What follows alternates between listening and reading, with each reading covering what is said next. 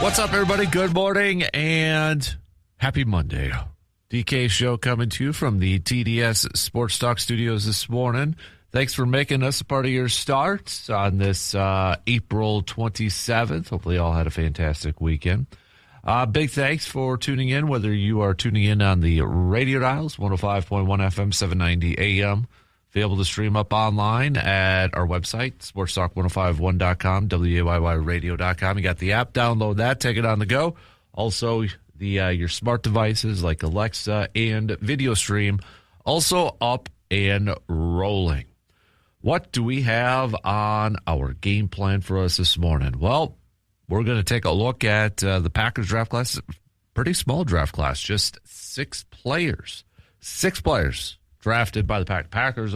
Went into the draft with 8 picks, but they come away after a few trades with just 6. They take 2 corners, they take an edge rusher, they take a defensive tackle, they take an offensive lineman, and they trade up to take the first kicker of the draft. So, again, I don't want to grade. We don't know how these players are going to perform in the next, this year and the next couple of years and such. But I think we can also take a look at this and say, all right, your thoughts on, maybe filling in some holes, your thoughts on the players themselves from maybe what you've heard, what you've read, what you've studied, that sort of thing. We could all kind of assess and analyze, this. Who was your favorite pick?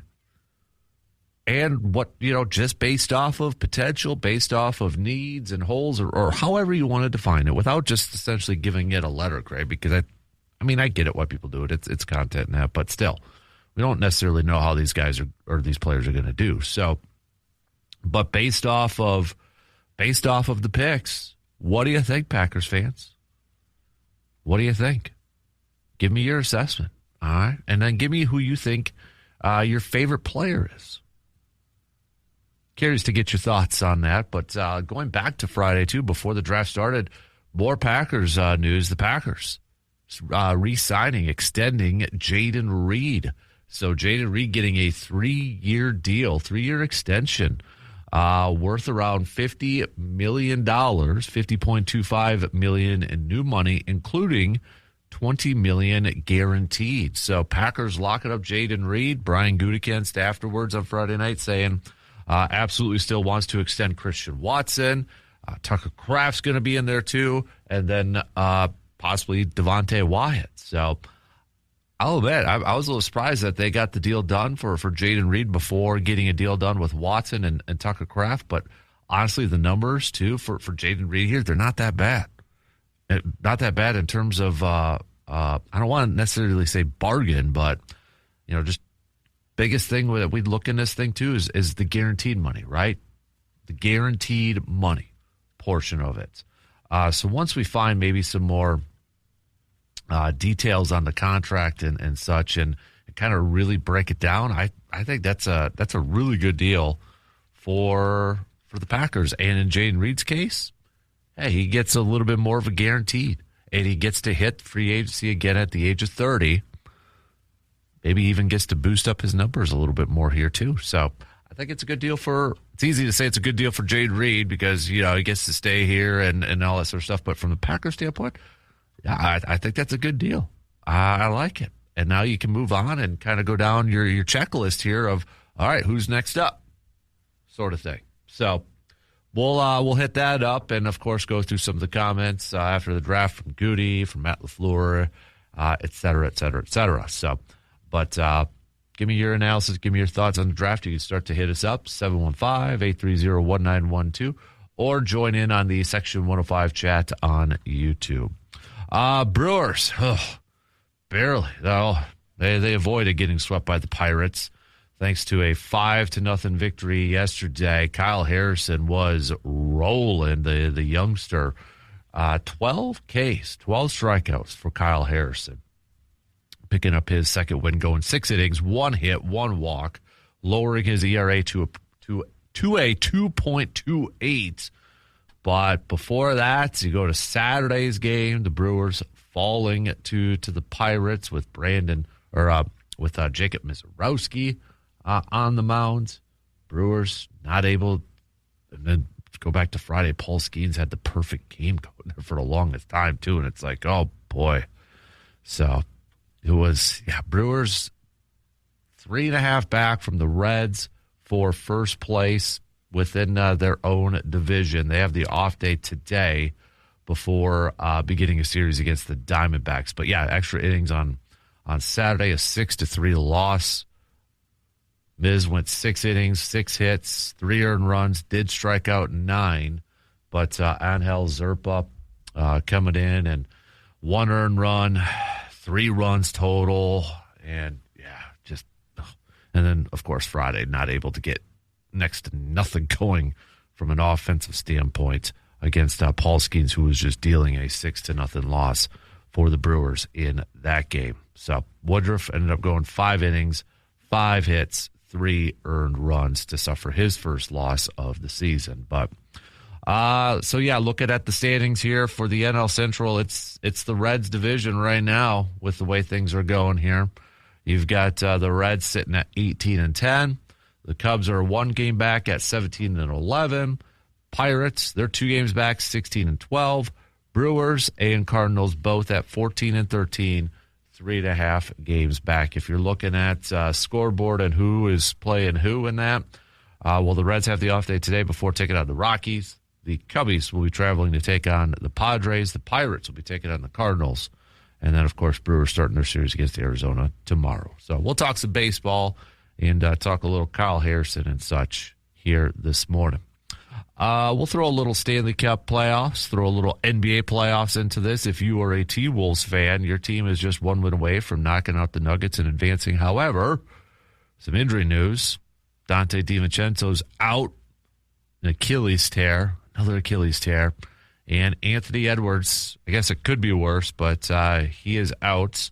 If you saw the play, that knee, it just kind of gives you a little shivers. Probably Bucks fans, very reminiscent of Giannis and that bone bruise during their championship run.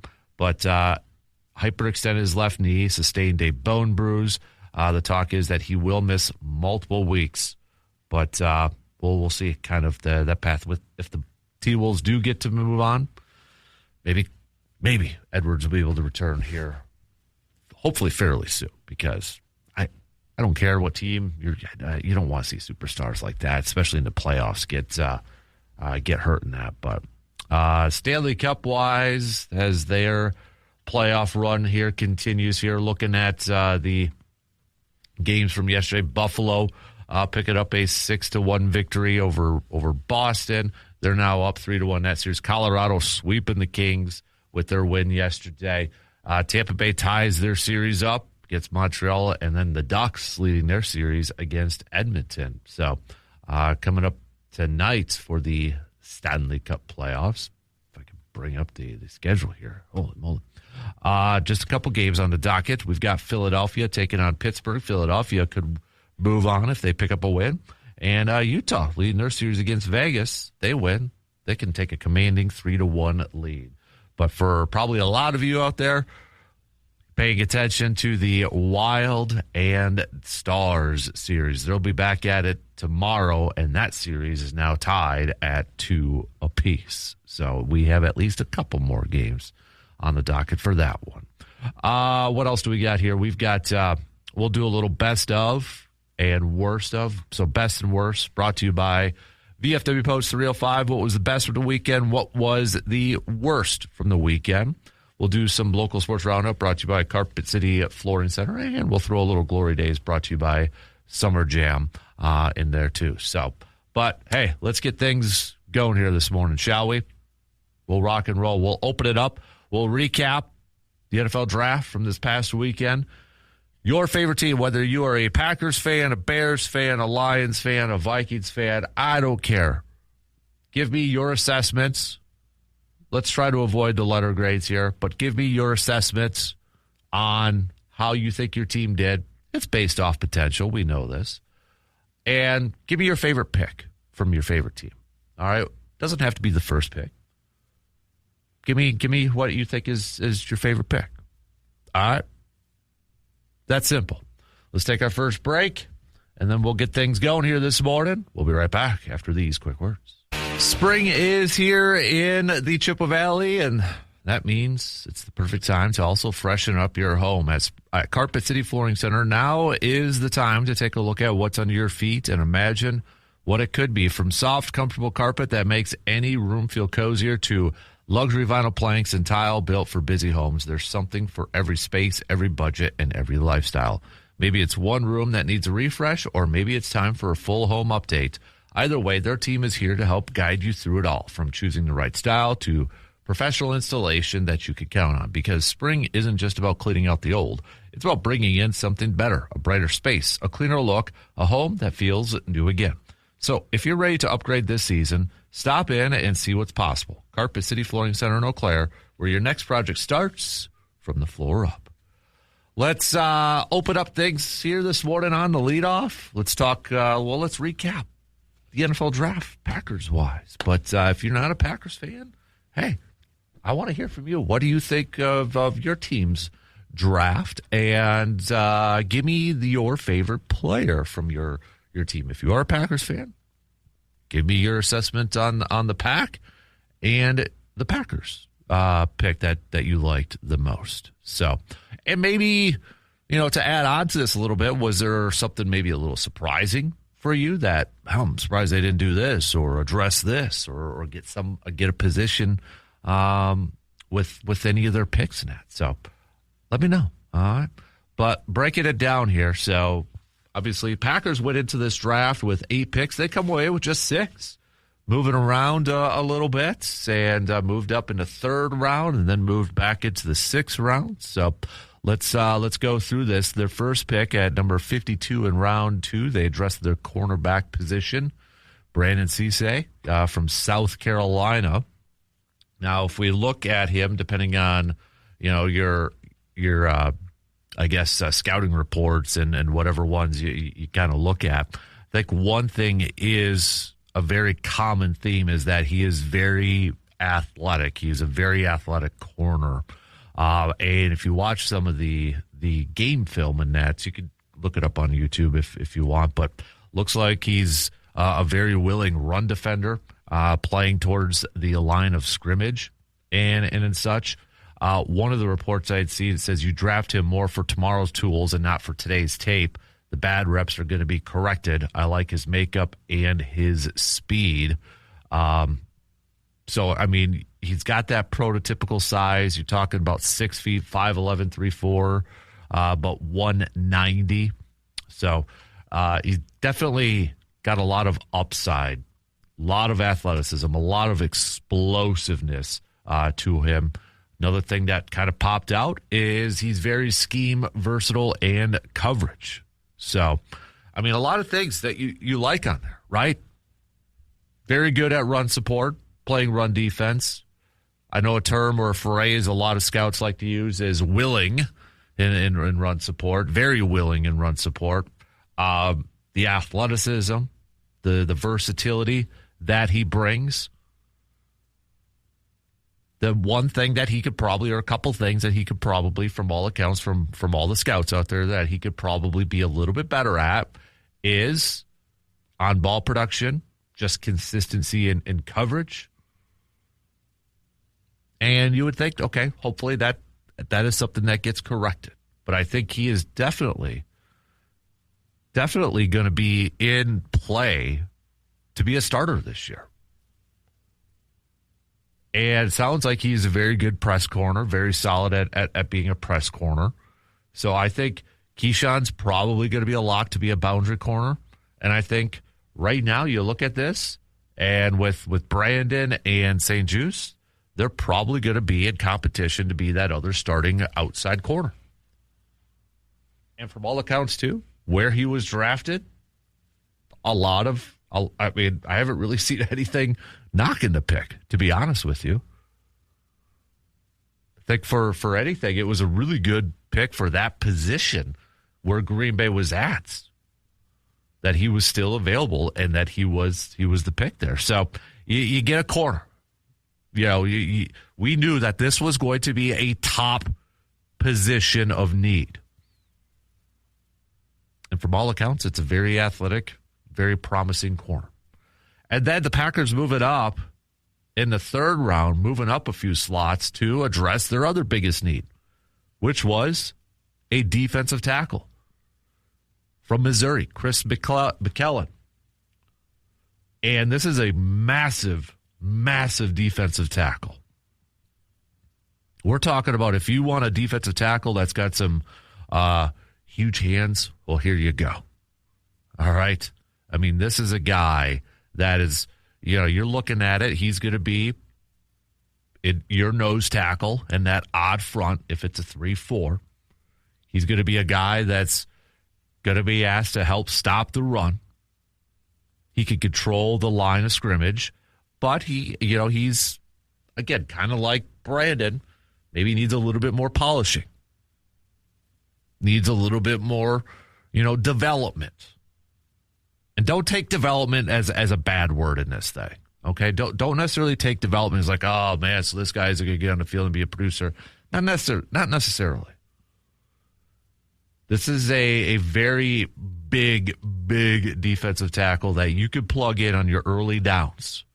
Plug in the middle there. And let him go to work against, the center or the interior guards.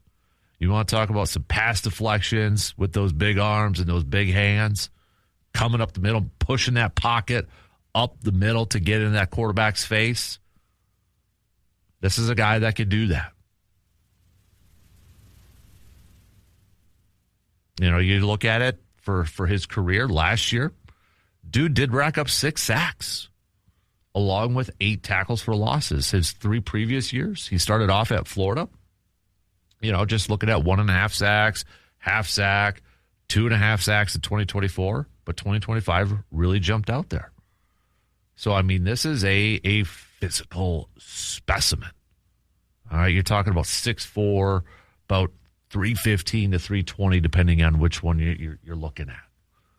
So, again, another athletic defensive player, adding to that line, adding some depth to that line.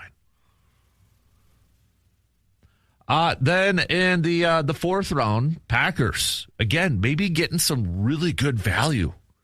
They get their edge rusher, Danny Dennis Sutton from Penn State. And a lot of people, a lot of the experts, a little surprised that he lasted until the fourth round. So you kind of look at it. I wondered if edge was going to be one of those positions that everybody talked about Green Bay getting that maybe they wouldn't address in this draft. But you look at what he brings to the table and the value at that pick in round 4, number 20 in round 4, the fact that he was still there. You want to look at next-gen stats, and you want to talk about athleticism. This guy had the highest-rated athleticism score according to next-gen stats from the Combine. Number 1 out of all the defensive ends and edge rushers. He was ranked 4th, total score 4th from the Combine for defensive ends and edge rushers.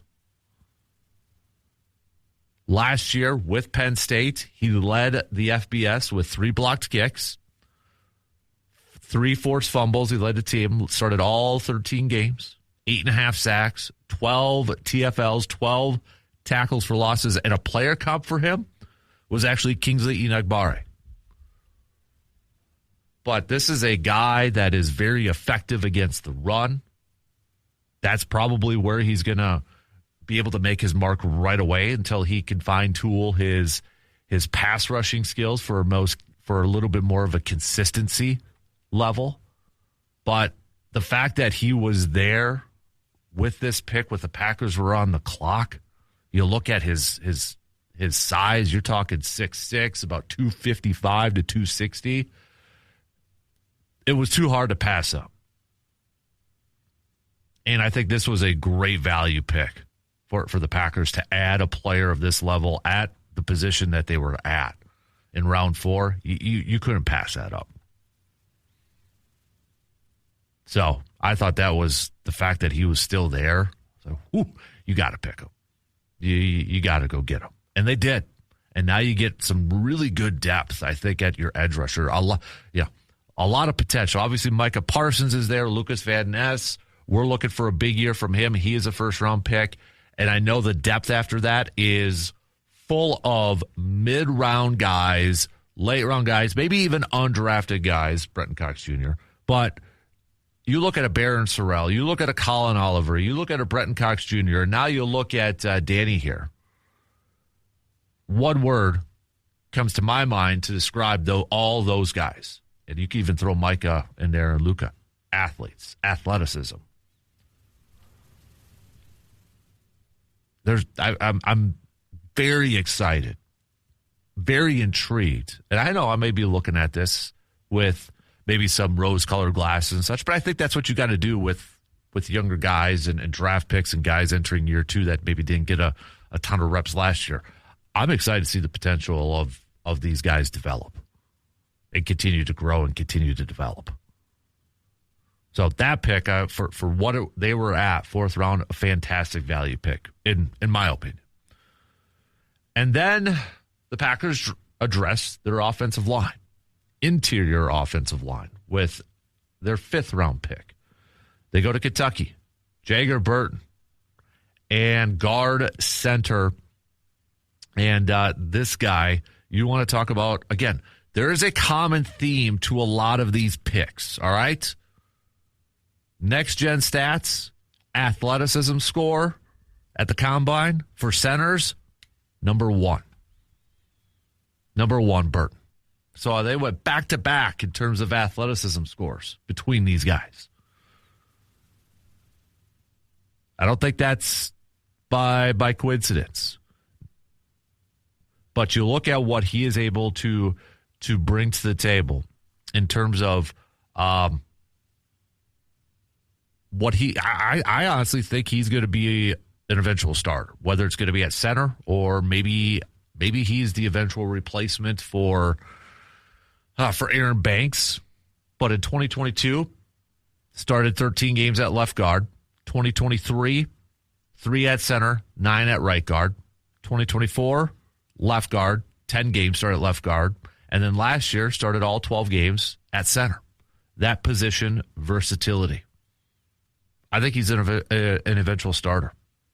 I mean, you talk about position versatility, bingo, bango, bongo, fits the Packers.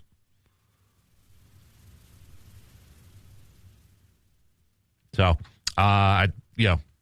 it's a pick that makes a ton of sense for Green Bay.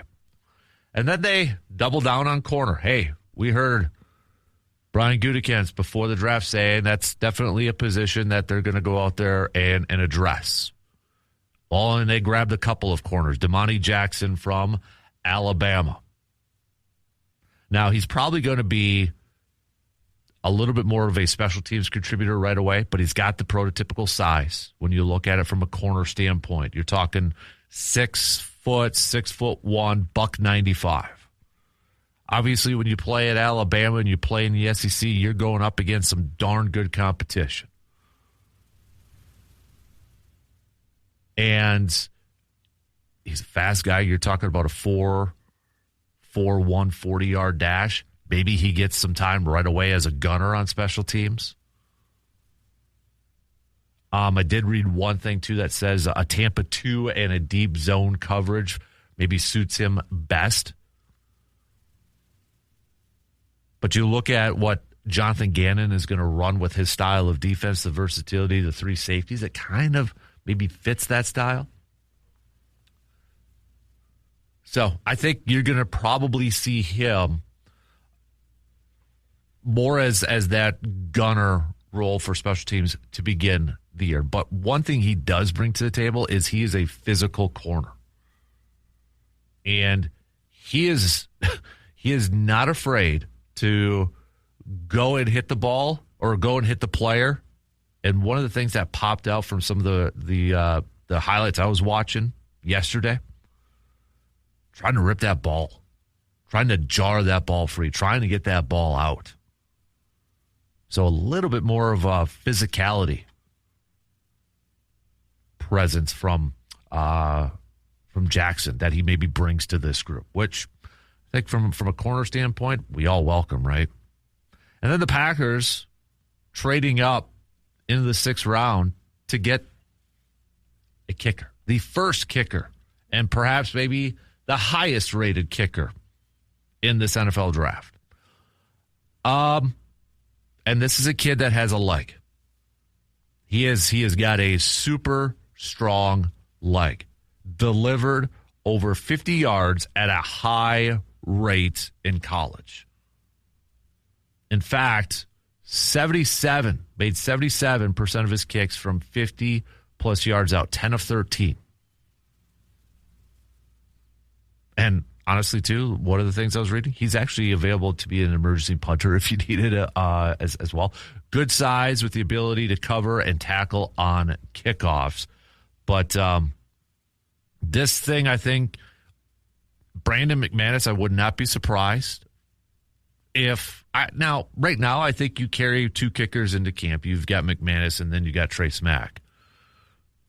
But I think if Smack goes into training camp and he wins that battle, don't be surprised if Goody flips McManus for another pick in the 2027 draft. I wouldn't be surprised. I think the biggest thing, though, is going to be, okay, this kid played in Florida. How is he going to handle kicking in the cold? I know that's probably everybody's question. But he's got strength. He's got that leg strength to be able to hit those long kicks. And I feel like that, in today's NFL, you've got to have that kicker that can hit from 50 plus. But the biggest thing is, can that consistency be there from 40 to 49? And I think that's something that Green Bay has struggled with for the last few years, is finding that kicker from 40 to 49. But I think right now, McManus is on notice. Green Bay doesn't move up in the draft, especially giving up the rest of their picks. And for the final pick of their draft, they're just going to settle on 6 players. They don't move up if they don't truly believe that this is going to be their long-term option at kicker. In fact, of all these rookies right now, I don't think it's that far-fetched to say that Trey Smack might be the guy that gets the most playing time right away, or maybe the one that is most, I don't know if effective is the right word, but I would be surprised week 1 that Smack is the kicker for this team, the number 1 kicker. But we'll see how training camp and preseason goes there before we declare any of that. But who is your favorite pick?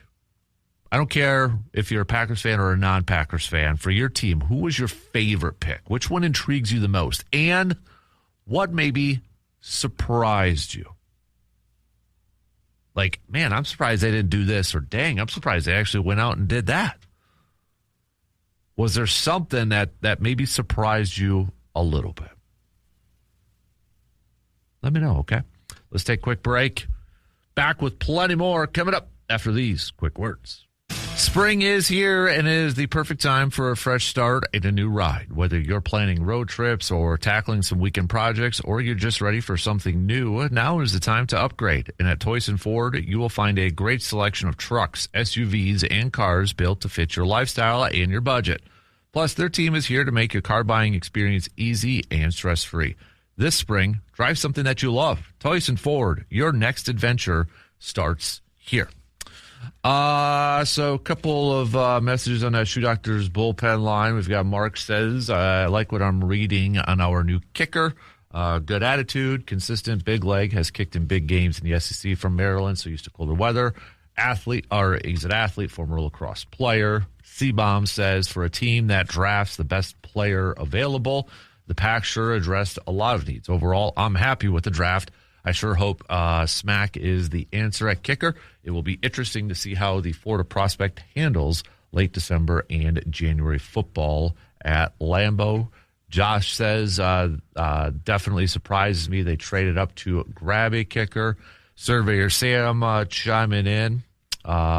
This was yesterday on Facebook, saying, I truly think this is one of those drafts Packers fans look back and say, that was the draft that put us over the top. A corner that every expert said plays instinctually and hits like a hammer. A D lineman that can anchor a defense. An edge that will already have a connection with one of the best pass rushers in the NFL and knows how to play with his length. A beautiful interior lineman that will be a starter by season's end. A corner that has physical talent to be at least a major special teams contributor, and the best kicker in the draft. It just seems this year they filled needs with 5 players that could contribute early instead of projects. Continue to send me your thoughts on the draft. Who was your favorite maybe pick, or what surprised you the most? Maybe something that your favorite team did draft or didn't draft. You know, you kind of look at it from a Green Bay perspective. I think you look at it, and with only 6 picks too, it is hard, obviously, to draft a lot of different positions and needs in that, right? But I guess I kind of look at it, 2 things that stood out to me. One, no wide receiver, which I'm going to get to here in a little bit with the Jayden Reed conversation. And kind of listening to some of Matt LaFleur's comments afterwards, maybe kind of paints a little bit more of a picture. But that probably stood out that, okay, they didn't draft a wide receiver a little bit later on, maybe for some depth purposes and such, but I think there's more to that. And then maybe you're like, okay, 1 offensive lineman. That's it. You look at it, backup tackle. Who's the guy then?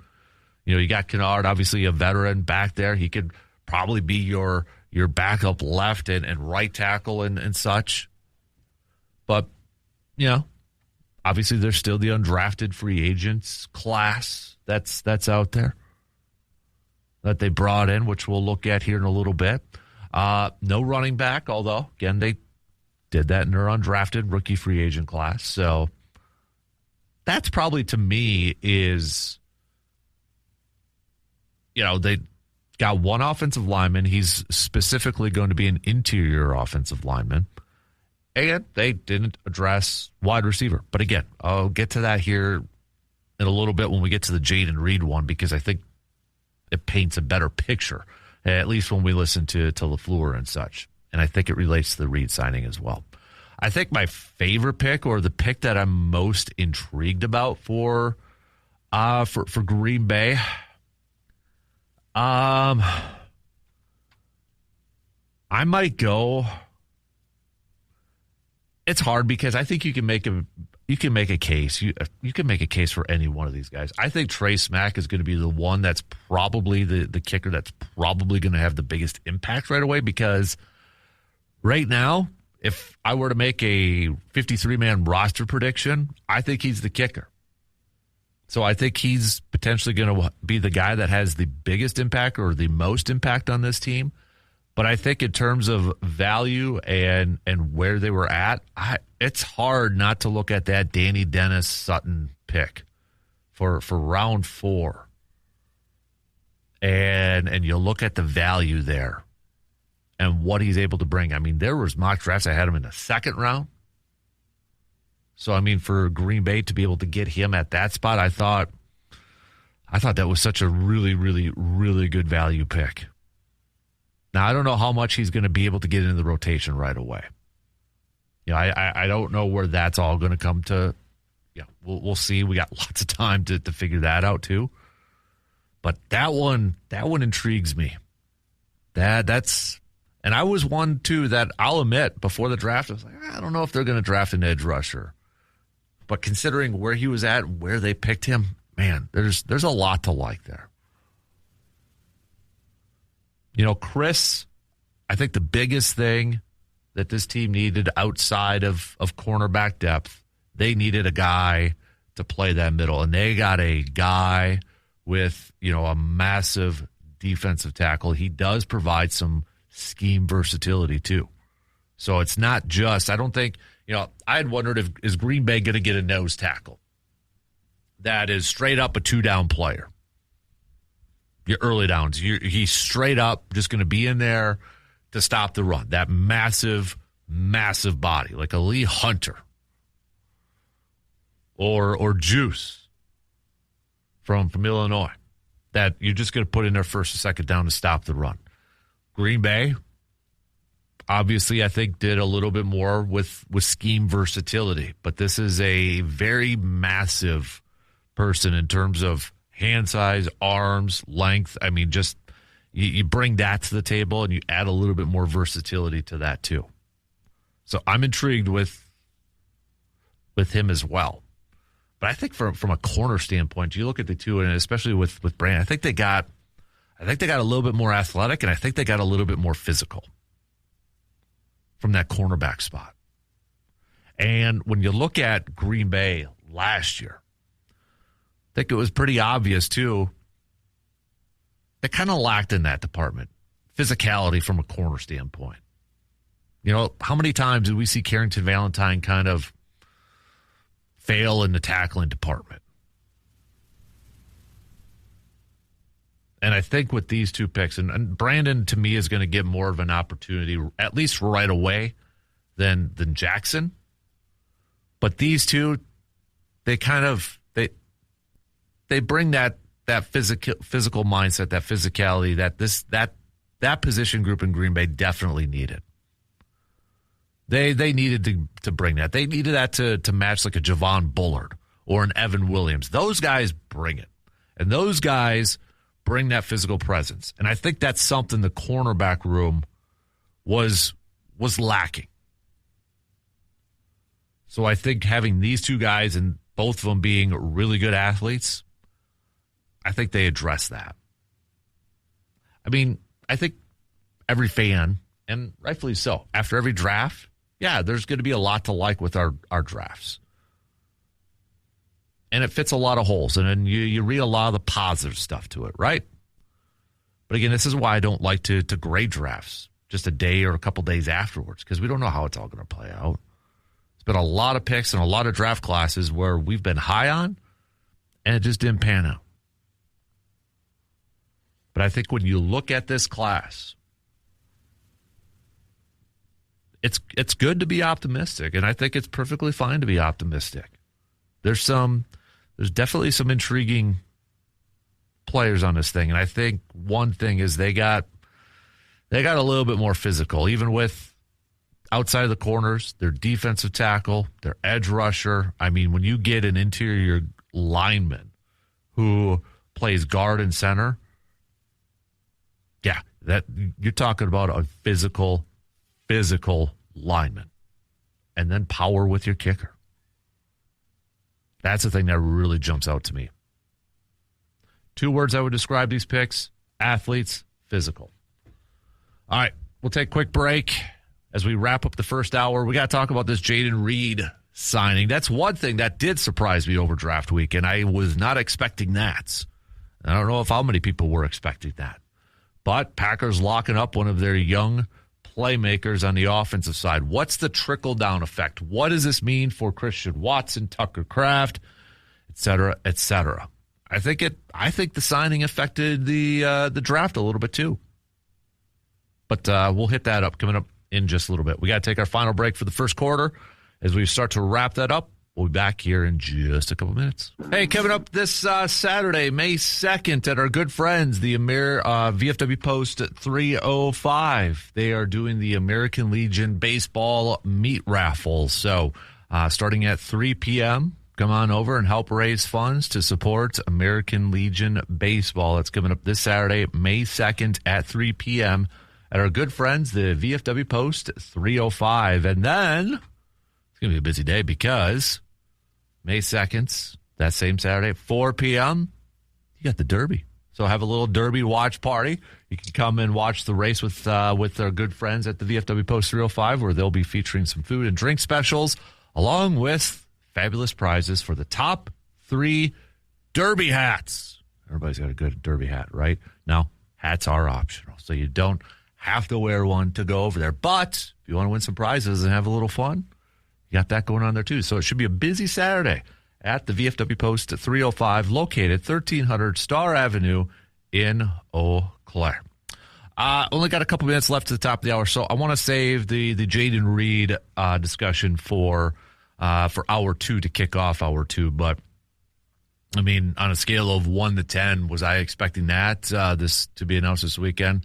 10 being absolutely not. I'd probably be at like a 9, 9.5. I thought for sure Christian Watson would have gotten the extension first, because, you know, I know some people have health concerns in that with him, but if if they go out there and he balls out, you look at some of the wide receiver contracts right now, that price tag's going to go way up.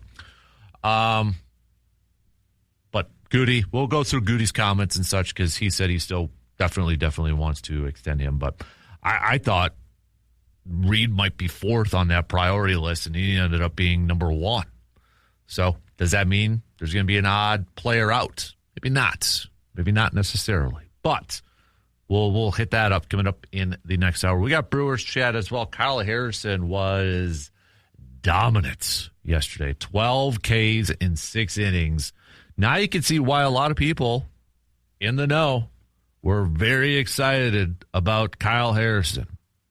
Got that glimpse of it yesterday. Dude looked awesome. So Brewers, though, well, they only won 1 game in this series against the Pirates. Paul Skeens was also awesome on Friday, nearly pitching a perfect game against the Crew. So off day today for the Brewers before they embark on a 3-game series with the Diamondbacks before hitting the road to D.C. to take on the Nationals for this upcoming weekend. So we got baseball talk. We've got your VFW Post 305 best and worst from the weekend. Send those on over. Share it with the rest of the class. We'll do a little Glory Days brought to you by Summer Jam. And then no Justice today, so I'll do my best to fill in for him for our local sports roundup brought to you by Carpet City Flooring Center in Eau Claire. I know this week, too, it's the final week for regular season action for Blue Gold baseball, Blue Gold softball. So, I mean, we're getting to WIAC tournament time already. So, that season just feels like it just flew on by.